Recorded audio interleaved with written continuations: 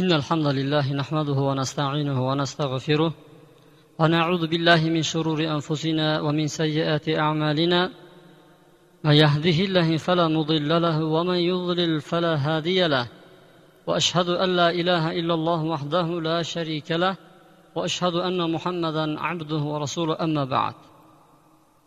Yuqoridagi aytgan so'zimiz boshqacharoq tushunmasligi uchun kengroq izohlab o'tib ketamiz. Ya'ni ish chiqarishlik mumkinmi, mumkin emasmi degan.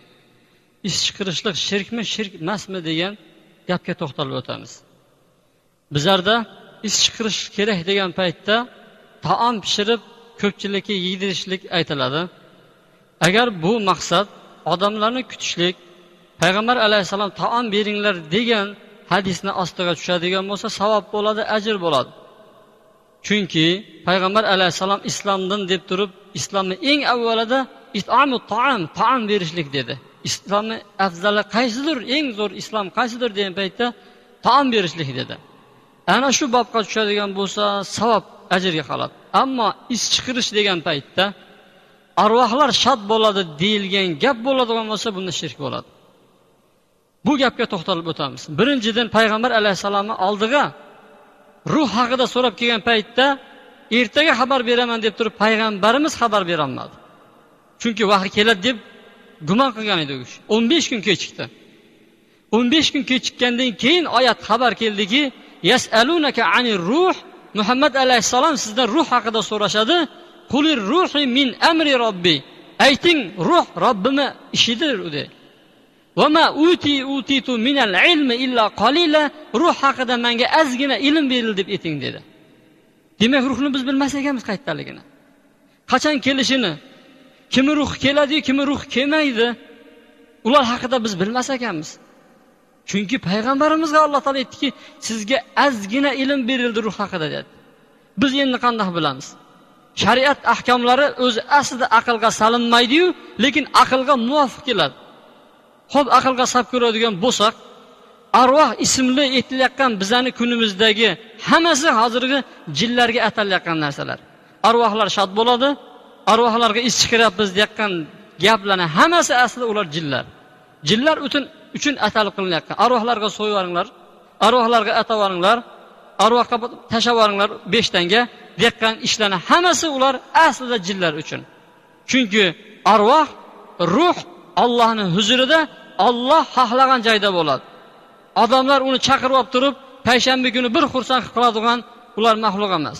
Arvohlarni ham dunyodagi nimadir o'zimizni bu dunyomiz kabi ko'rmasligimiz kerak. Mana Payg'ambar alayhisalom aytdiki, qabr dedi. Qabr kimlar uchundir? Jannat bog'chalaridan bir bog'cha bo'ladi. Qabr kimlar uchundir? Do'zax chuqurlaridan bir chuqur bo'ladi dedi. Qaranglar endi. Hozirgi ketgan mayitlarni ikkiga bo'linadi. Yo jannat bog'chalaridan bir bog'chada, yo do'zax chuqurlaridan bir chuqurida ular. Tasavvur qiling, bir odam is chiqirdi. Nima uchun? Arvohlarga. Arvohlar keladi. Qachon? Payshanba kuni. Xo'p, bir arvoh endi jannatni qo'yinda yuribdi deb, jannat bog'chalarida yurgan bo'lsa, shu payshanba kuni bir is chiqib qoldi, o'yimdirman, bir borib kelaychi deb aytadimi shu arvoh? Xo'p, mayli kepam hidlab ko'rdi u arvoh. U qozondagi nima? Kalpak yoki bo'lmasa qatlami? Juda ham hidi bor uni. Nega rost xursand bo'ladigan bo'lsa tortlar pishirmaysizlar? Hozir chiqqan shirin lazzatli taomlar bor. Juda ham arvoh xursand bo'ladigan bo'lsa, nega shuni qilmaysizlar?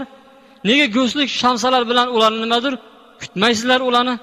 Ko'p turib juda ham hidi chiqadigan narsa. Endi shu hidga arvohlar kuni qolib ketdimi? Shuni qilsangizlar xursand bo'ladimi? Yo'q azizlar. Bir arvoh endi nimadir do'zax chuqurlaridan bir chuqurda azoblanayotgan bo'lsa-yu, shu payshanba kuni ovqatgan bo'lsa, sizlar to'xtab turinglar. Mahg'irrit borib kelaman deb turib, nimadir o'zi kelib turib bir azoblandan keyin chiqqaniga qochib ketmaydi boshqa keyin u arvoh. Shuning uchun bu narsalarni shariat nomi bilan biz o'rganishimiz kerak. Bizga sehrgarlar, falchilar o'rgatgan yo'l bilan emas. Bir ayol nima dedi deng? Bugun men savuz aylaqqan edim, bir osh yegimiz kelib qoldi. Satyoqqa odam, "Ha nimaga? Bugun palov qilamiz payshanba kuni" deb aytib qoldi. Bugun payshanba emas, bugun chorshanba desam, amasi shu bo'yicha ketib qoldi deydi. Nega endi payshanba kuni ovqat qilish kerakda, chorshanba kuni qilinmaydi? Chorshanba kuni bular folbinlar gumon qilinadigan baxtsiz kun hisoblanadi folbinlarning tilida. Payshanba kuni folbinlarning tilida eng aziz kun hisoblanadi, eng ulug' kun hisoblanadi. U kuni arvohlar xursand bo'ladi. Yo'q azizlar, arvohlar emas, balki u kun jinlarning kuni hisoblanadi. Jinlariki bo'lib ham mushrik jinlar va mushrik odamlarni xursand bo'ladigan kuni, agar shu tomonlama xursand bo'lish bo'lsa, Alloh subhanahu va taolo nasoralarga juma kuni bayram qilib bergan paytda ular adashdi va shanba kunini o'zlariga bayram qilishdi. Yahudiylarga Alloh taolo juma kunini bayram qilib bergan edi, ular ham adashdidagi ular yakshanba kunini bayram qilishdi. Payg'ambar alayhisalom aytdiki, Alloh taolo juma kunini sizlarga berdi, bu xursandchilik bo'ladigan kun, kunlarning ichida eng afzali dedi. Ammo ba'zi bir odamlar musulmon sifatida payshanba kunini o'ziga kun, buni bayram qilib oldi. Ammo osh damlanishga keladigan bo'lsa, bunda ma'nilik yo'q. Sabab bizni dadalarimiz, ajdodlarimiz Payg'ambar alayhisalom aytgan hadislarga amal qildi. Payg'ambar alayhisalom o'zidan so'radiki, siz nega dushanba va payshanba kuni roza tutasiz dedi. Nima uchun deganda, chunki payshanba va juma kunlari dedi, amallar Allohning oldida bir qator o'tkaziladi. Shu kuni men rozador bo'lishni yaxshi ko'raman dedi. Payg'ambar alayhisalom roza tutgan ekan payshanba kuni. Sahat bizda Xudoyda har doim payshanba kuni og'zini ochib yurmagan ekan. Abu Bakr payshanba kuni bir ish chiqarib olsa, shu yerda bo'lardi, duo qiling deb aytmagan ekan Payg'ambar alayhisalom. Balki sahobalari hammalari payshanba kuni nafl roza tutishgan. Ana shu nafl roza tutgandan keyin kechga borganda albatta sal kuchliroq taom yeyish kerak. Bu kuchliroq taom bizni xalqimizning ichida osh hisoblanadi. Shuning uchun osh qilingan. Uni kechqurun qilishgan. Ro'zadorlarning ro'zasi og'zini ochib, shun bilan quvvatlanish uchun qilingan-u, lekin bu oshlar ham hozir nimadir, boshqa bir maqsadda qilinadigan bo'ldi. Arvohlar uchun. Mana bu agar arvoh uchun qilinadigan bo'lsa, arvohlar Allohning huzurida Allohning izni bilan yuradi. Bu qilinayotgan ishlarimiz hammasi bu shirkning jumlasiga kiradi.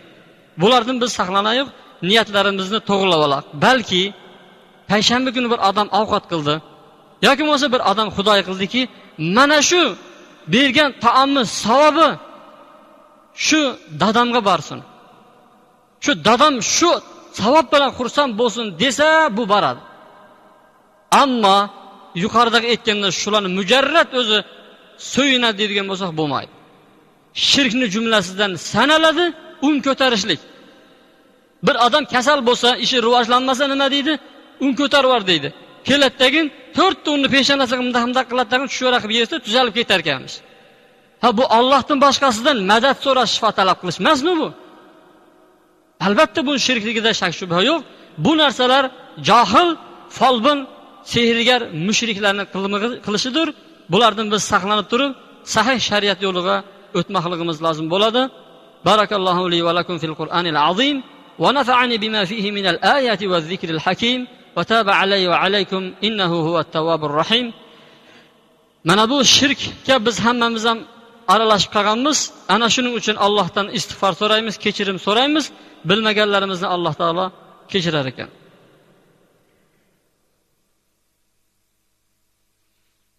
Alhamdulillah Rabbil alamin wal aqibatu lil muttaqin was salatu was salam ala khayri khalqi Muhammadin wa ala alihi wa sahbihi ajma'in.